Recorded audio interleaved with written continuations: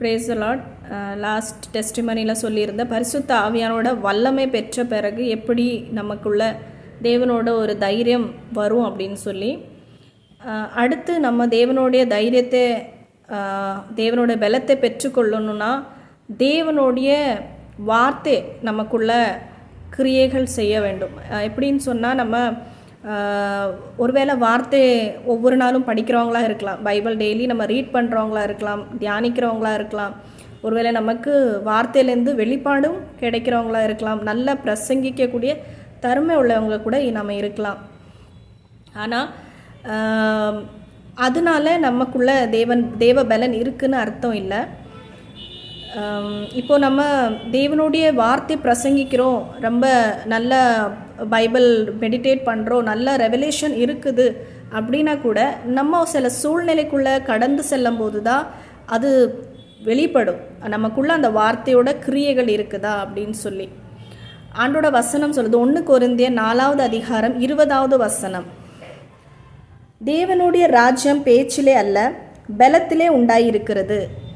தேவனுடைய ராஜ்யம் பேச்சிலே அல்ல பலத்திலே உண்டாயிருக்கிறது. பேச்சில்னு சொன்னால் நம்ம நல்லா பேசக்கூடிய திறமை உள்ளவங்களாக இருக்கலாம், நமக்கு கிடைக்கிற வெளிப்பாடே மற்றவங்கள ஆச்சரியப்பட வைக்கக்கூடியதாக கூட இருக்கலாம், நல்லா பிரசங்கிக்கிறவங்களாக கூட இருக்கலாம் நம்ம. ஆனால் நமக்குள்ள பலன் இருக்குதா இல்லையா அப்படின்னு சொல்லி ஒவ்வொரு சிச்சுவேஷன் க்ரியேட் ஆகும்போது தான் அது வெளிப்படும். நம்மளோட சாட்சி ஒவ்வொரு நெகட்டிவான சிச்சுவேஷனில் நம்ம எப்படி ரியாக்ஷன் கொடுக்குறோம், நம்மளோட செயல்பாடு எப்படியா இருக்கிறது, அது வச்சு தான் நம்மளோட வாழ்க்கையில் உண்மையாகவே அந்த வார்த்தைக்குரிய கிரியைகள் இருக்கிறதா அப்படின்னு சொல்லி வெளியாகும். அதுக்கு ஏற்ற ஒரு வசனத்தை படிப்போம்.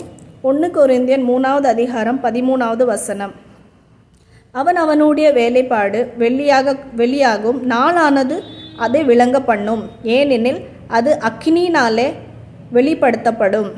எப்படின்னா அக்கினியானது அது பரிசோதிக்கும் அப்படின்னு சொல்லப்பட்டிருக்கு. அப்படிப்பட்ட சூழ்நிலை, நம்ம அக்கினிக்குள்ளே கடந்து போகிற மாதிரி சூழ்நிலைகள் வரும்போது அந்த குவாலிட்டி எப்படி இருக்குது, நமக்குள்ளே இருக்கிற குவாலிட்டி வெளிப்படும்.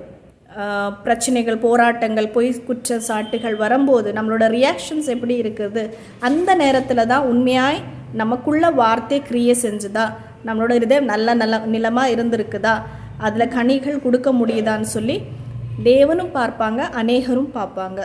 இப்போது அப்போஸ்தலரில் 6ஆம் அதிகாரம் நம்ம படிக்கும்போது ஸ்தேவானை குறித்து நம்ம பார்க்குறோம். இந்த மாதிரி அவங்களுக்கு குற்றச்சாட்டு இருக்கும்போது அவங்க முகம் என்னாச்சு, தேவதூதன் முகத்தை மாதிரி காணப்பட்டது. அவங்களுக்குள்ள அந்த தேவ பலன் இருந்ததுனால தான் அந்த சூழ்நிலையை அவங்க ஈஸியாக கையாளி அவங்க தேவராஜ்யத்துக்குள்ளே பிரவேசித்தாங்க. ஸோ நம்மளோட வாழ்க்கையில் நம்ம அதுக்கு எப்படி நம்மளோட காரியங்கள் இருக்குது. நம்ம மத்தேயுல 7ஆம் அதிகாரம் 21லேருந்து தொடர்ந்து நம்ம வாசிக்கும்போது அதில் கூட எழுதியிருக்கு, ஆண்டோட சித்தத்தின் பிரகாரமாக செய்கிறவன் தான் பரலோக ராஜ்யத்தை சுதந்திரிப்பான், ஆனால் என்னை நோக்கி கர்த்தாவே கர்த்தாவே என்று சொல்கிறவன் பிரவேசிப்பதில்லை என்று சொல்லப்பட்டிருக்குது. அது தொடர்ந்து நம்ம வாசிக்கும்போது படிக்கலாம். பரலோகத்தில் இருக்கிற என் பிதாவின் சித்தத்தின்படி செய்கிறவன் பரலோக ராஜ்யத்தில் பிரவேசிப்பானே அல்லாமல் என்னை நோக்கி கர்த்தாவே கர்த்தாவே என்று சொல்லுகிறவன் அதில் பிரவேசிப்பதில்லை. நல்லா ஜெபிக்கிறவங்க கூட இருக்கலாம், நல்ல வார்த்தை போட்டு நல்ல ஜெபிக்கிற தன்மை உள்ளவங்களாக இருக்கலாம், ஆனால் அப்படிப்பட்டவங்க கூட ஆண்டவரோட சித்தத்தை செய்யலை, அந்த மாதிரி சூழ்நிலையில் வரும்போது கனி கொடுக்கல அப்படின்னா பரலோக ராஜ்யம் பிரவேசிக்க மாட்டாங்க அப்படின்னு சொல்லப்பட்டிருக்கு. அந்நாளில் அநேகர் என்னை நோக்கி கர்த்தாவே கர்த்தாவே உமது நாமத்தினாலே தீர்க்க தரிசனம் உரைத்தோம் அல்லவா, உமது நாமத்தினாலே பிசாசுகளை துரத்தனோம் அல்லவா, உமது நாமத்தினாலே அநேக அற்புதங்களை செய்தோம் அல்லவா என்பார்கள். அப்பொழுது நான் ஒரு காலம் உங்களை அறியவில்லை, அக்கிரம செய்யக்காரரே என்னை விட்டு அகன்று போங்கள் என்று அவர்களுக்கு சொல்லுவேன். ஆகையால் நான் சொல்லிய இந்த வார்த்தைகளை கேட்டு இவைகளின்படி செய்கிறவன் எவனோ அவனே கன்மலையின் மேல் தன் வீட்டை கட்டின புத்தியுள்ள மனுஷனுக்கு ஒப்பிடுவேன். ஸோ தேவனோட வார்த்தை கேட்டு 24 சொல்லப்படும், ஆகையால் நான் சொல்லிய இந்த வார்த்தைகளை கேட்டு இவைகளின்படி செய்கிறவன் எவனோ.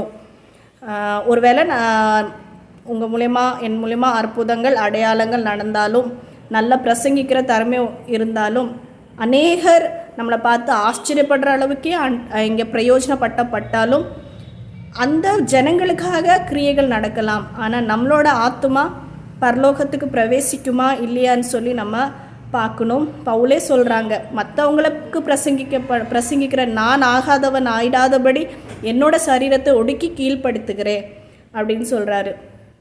தேவனுடைய ராஜ்யம் பேச்சிலே அல்ல, தேவனுடைய பலத்தில் இருக்கிறது. அந்த பலன் நமக்குள்ளே எப்போ வெளிப்படும் அப்படின்னு சொன்னால் தேவனுடைய வார்த்தை பிரகாரமாக நம்ம நடந்தால் மட்டும்தான் அது வெளிப்படும். யோசேப்பு கனி கொடுக்கும் திராட்சை செடி என்று சொல்லப்பட்டிருக்குது. கனி கொடுக்க முடியாத சூழ்நிலையில், அன்பு காட்ட முடியாத சூழ்நிலையை கூட நம்ம அன்பு காட்டும் போது, தீமையான காரியங்களை பேசப்படும் போது, அவங்கள நேசிக்கும் போது, அவங்களுக்காக ஜெபிக்கும் போது, அப்படிப்பட்ட காரியம்தான் நமக்குள்ளே இருக்கிற தேவ பலன். ஆண்டவருக்கு மகிமை உண்டாகட்டும்.